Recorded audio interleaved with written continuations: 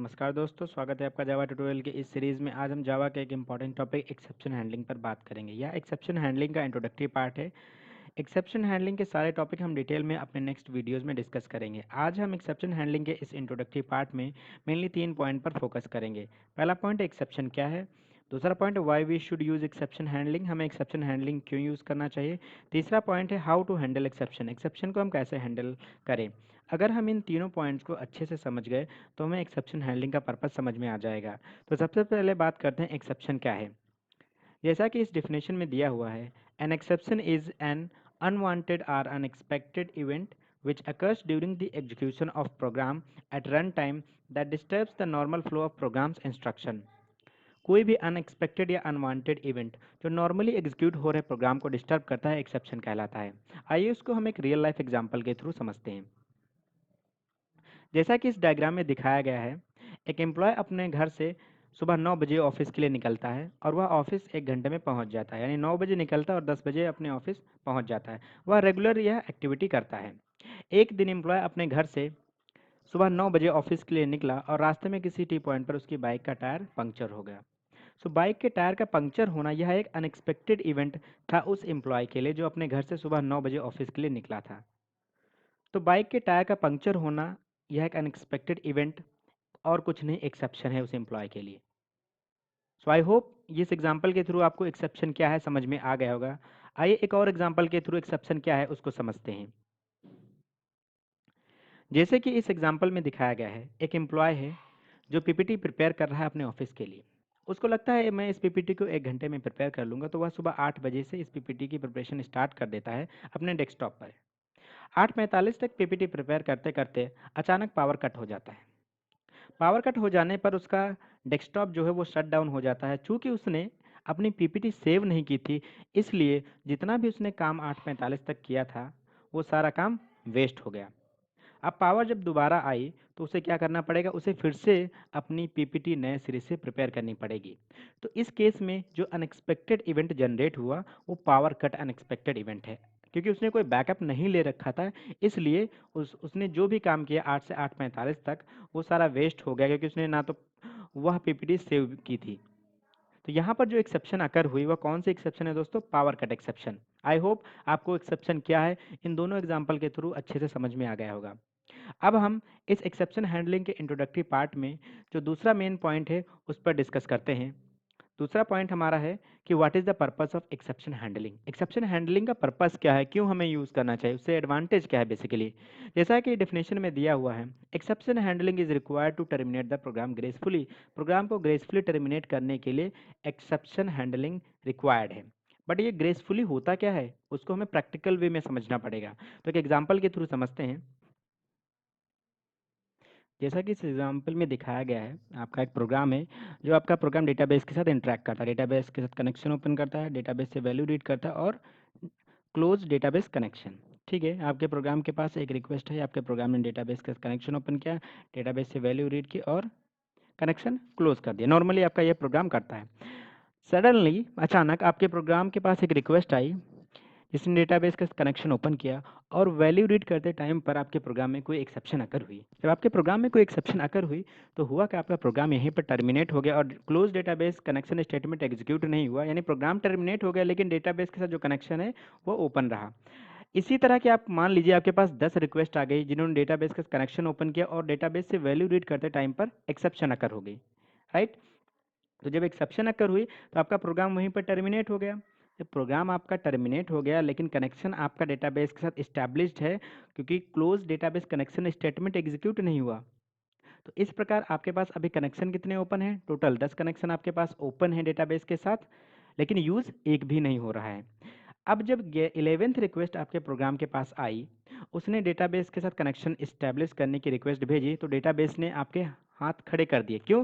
जैसा कि डायग्राम में दिखाया गया है कि आपका डेटाबेस एक समय पर 10 कनेक्शन सपोर्ट करता है, यानी आप डेटाबेस के साथ एक टाइम पर 10 कनेक्शन से ज़्यादा इस्टेब्लिश नहीं कर सकते हैं। तो जब 11th रिक्वेस्ट गई आपके डेटाबेस के साथ, डेटाबेस के पास, डेटाबेस ने हाथ खड़े कर दिए। डेटाबेस ने कह दिया कि नो, मैं केवल एक समय पर 10 कनेक्शन से ज़्यादा सपोर्ट नहीं कर सकता। तो उसने 11th रिक्वेस्ट को वेटिंग में डाल दिया। अब यहाँ पर प्रॉब्लम क्या आई?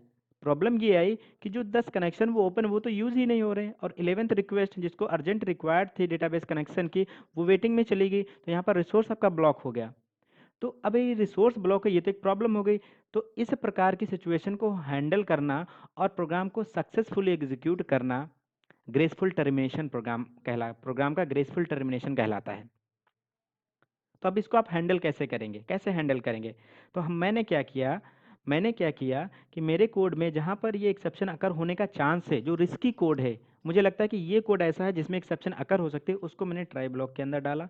रीड वैल्यू फ्रॉम डेटाबेस, इस कोड को मैंने ट्राई ब्लॉक के अंदर डाला, और कैच ब्लॉक के अंदर क्लोज डेटाबेस कनेक्शन स्टेटमेंट डाल दिया, और उसके ऊपर भी डाला, जहाँ पर ये ऑलरेडी पड़ा हुआ है वहाँ पर भी इसको रखा, और कैच ब्लॉक के यानी एक्सेप्शन हैंडलिंग कोड के अंदर क्लोज डेटाबेस कनेक्शन स्टेटमेंट डाल दिया।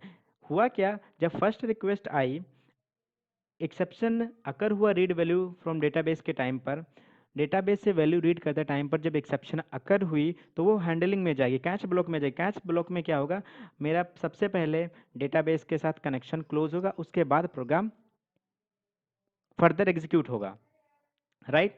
तो इस प्रकार क्या होगा कि आपका जो रिसोर्स ब्लॉक हो रहा उसको हम सेव कर लेंगे, और आपका प्रोग्राम ग्रेसफुली टर्मिनेट हो जाएगा। सो आई होप आपको ये दूसरा पॉइंट समझ में आ गया होगा सक्सेसफुली कि ग्रेसफुल टर्मिनेशन क्या होता है। ग्रेसफुल टर्मिनेशन यही हुआ कि विदाउट रिसोर्स ब्लॉकिंग या रिसोर्स वेस्टेज ग्रेसफुली आपका प्रोग्राम टर्मिनेट होना चाहिए, इवन अगर प्रोग्राम में कोई एक्सेप्शन अकर हुई है तब भी। आई होप आपको ये समझ में आया होगा अच्छे से। अब हम इस एक्सेप्शन हैंडलिंग के इंट्रोडक्टरी पार्ट में तीसरे इंपॉर्टेंट पॉइंट पर डिस्कस करते हैं। तीसरा हमारा पॉइंट है कि हाउ टू हैंडल एक्सेप्शन। जैसा कि दिया हुआ है, to handle the exception we need to provide alternate way so that our program flow exit successfully.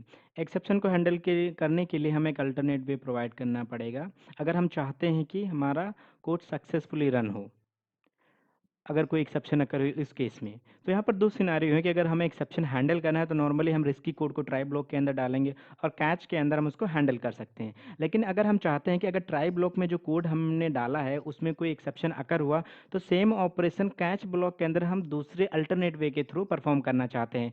सो वो दोनों दो चीज़ें अलग अलग चीज़ें हैं। सो सबसे पहले यहाँ पर हम इसके थ्रू समझते हैं कि आप एक फाइल रीड कर रहे हैं, फाइल 1.txt जो डेली सर्वर पर पड़ी हुई, उसके अंदर भी सेम कंटेंट है, एंड एक फाइल 1.txt जो नोएडा सर्वर पर पड़ी हुई उसके अंदर ही भी सेम कंटेंट है। तो जैसा कि इस एग्जांपल में दिखाया गया है कि अगर आप फाइल के साथ कनेक्शन इस्टेब्लिश कर रहे हैं जो डेली सर्वर पर पड़ी हुई है, वो 2 महीने बाद फाइल आपको नहीं मिलती है। 2 महीने बाद फाइल आपको फाइल 1.txt डेली सर्वर पर अगर अवेलेबल नहीं है, तो वहाँ पर क्या एक्सेप्शन अकर होगा, जब आपका ये कोड एग्जीक्यूट होगा, जब आपका ये कोड एग्जीक्यूट होगा तो वहाँ पर फाइल नॉट फाउंड एक्सेप्शन अकर होगी। जब फाइल नॉट फाउंड एक्सेप्शन अकर हुआ तो आपके प्रोग्राम का कंट्रोल जो है वो कैच ब्लॉक में जाएगा, आपके प्रोग्राम का कंट्रोल कैच ब्लॉक में जाएगा। तो वहाँ पर आपने एक अल्टरनेट सोल्यूशन प्रोवाइड कर रखा है। क्या प्रोवाइड कर रखा है कि अगर डेली सर्वर पे फाइल 1.txt फाइल नहीं अवेलेबल है, तो file 1.txt file Noida server से रीड करिए और फर्दर प्रोग्राम एग्जीक्यूट करिए। तो इस तरह अगर कोई एक्सेप्शन अकर हुई तो आपने एक अल्टरनेट सोल्यूशन प्रोवाइड करके उसको हैंडल कर लिया, क्योंकि आप नहीं चाहते कि आपने जो एक्सपेक्ट किया है कि मेरी एक्सपेक्टेशन है इस प्रोग्राम से कि मुझे यह रिजल्ट मिलना चाहिए, इवन अगर वहाँ पर कोई एक्सेप्शन अकर हुई है, तो उस केस के लिए आपको उस एक्सेप्शन को अपने अल्टरनेट सोल्यूशन के साथ हैंडल करना पड़ेगा। तो आई होप आपको समझ में आ गया होगा कि एक्सेप्शन हैंडलिंग क्या है, how to handle the exception. So हमने तीनों पॉइंट पर डिस्कस कर लिया। हमने इस इंट्रोडक्टरी ट्यूटोरियल में तीनों पॉइंट पे डिस्कस किया। पहला पॉइंट था कि एक्सेप्शन क्या है, कोई भी अनएक्सपेक्टेड अनवांटेड इवेंट जो नॉर्मली एग्जीक्यूट हो रहे प्रोग्राम को टर्मिनेट करता है, एक्सेप्शन कहलाता है, डिस्टर्ब करता है, एक्सेप्शन कहलाता है। दूसरा पॉइंट हमारा था कि why we should use exception handling, exception handling हमें क्यों यूज करना चाहिए, कि resource to terminate the program gracefully, program को ग्रेसफुली टर्मिनेट करने के लिए हम एक्सेप्शन हैंडलिंग यूज करते हैं।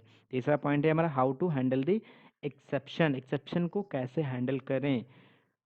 एक्सेप्शन को हैंडल करने के लिए we have to provide the alternate solution if we want our program to execute successfully with our expected result. हमारे एक्सपेक्टेड रिजल्ट के साथ हम चाहते हैं कि हमारा प्रोग्राम सक्सेसफुली एग्जीक्यूट हो, और अगर प्रोग्राम में कोई एक्सेप्शन अकर हुई है, उसके बावजूद हमें एक्सपेक्टेड रिजल्ट मिले, तो उस केस में हमें एक्सेप्शन हैंडल भी करना पड़ेगा और वहाँ पर एक अल्टरनेट सोल्यूशन भी प्रोवाइड करना पड़ेगा। तो I hope it will clear to you that how to handle the exception को कैसे हैंडल करें। और ये तीनों पॉइंट आपकी क्लियर होंगे आई होप। मिलते हैं नेक्स्ट वीडियो में। Thank you.